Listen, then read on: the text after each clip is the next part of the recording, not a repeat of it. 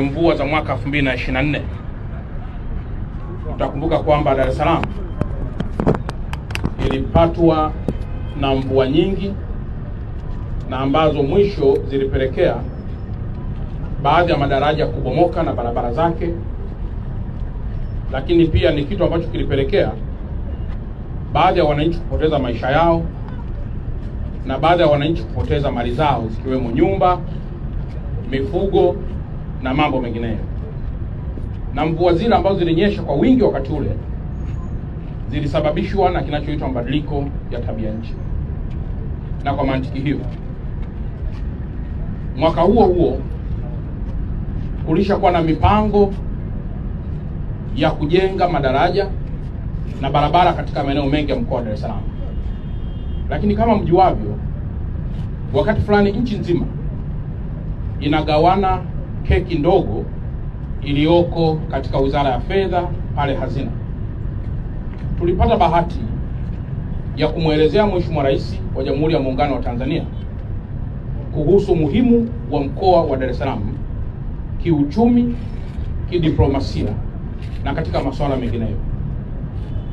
Na kwa mantiki hiyo, Mheshimiwa Rais wa Jamhuri ya Muungano wa Tanzania Daktari Samia Suluhu Hassan alitutaka tukae na TANROADS tuainishe, tubainishe na kuorodhesha madaraja na barabara ambazo zinaweza kuwa ni kiungo kikuu kwa maendeleo ya mkoa wa Dar es Salaam na kwa shughuli zingine za kiuchumi. Baada ya kuifanya kazi hiyo, ndipo Mheshimiwa Rais wa Jamhuri ya Muungano wa Tanzania alipoelekeza TANROADS kwamba sasa watangaze tenda kwa design ambayo tayari walikuwa wameshakuwa nayo, ambayo inahusiana sana na mabadiliko ya tabia nchi. Na kwa mantiki hiyo, mahitimisho ya maombi yale ndiyo yaliyozaa daraja la Jangwani, ndiyo yaliyozaa daraja la Kigogo, ndiyo yaliyozaa daraja hili la Mkwajuni hapa tulipo sasa. Lakini hapa Kigogo tumepata a very new experience, kwa maana anayejenga hapa anaitwa Kings Builders Limited, mzawa wa Tanzania, na kazi ambayo anaifanya hapa ni kazi ambayo amewazidi hata wale ambao huwa tunadhani wanafanya kazi kubwa. Ninyi ni mashahidi na ningependa Dar es Salaam wawe mashahidi. Barabara hii mkataba umesainiwa mwezi wa kwanza 2024.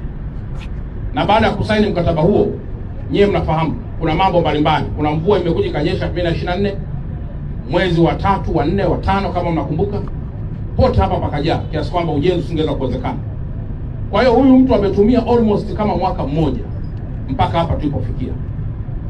Tukisema barabara za maungio kwa mita 680, maana yake ni kwamba huyu Kings Builders hajajenga daraja tu, anajenga kipande cha lami kinachokwenda upande wa kushoto wangu na anajenga pia kipande cha lami kinachokwenda upande wa kulia wangu.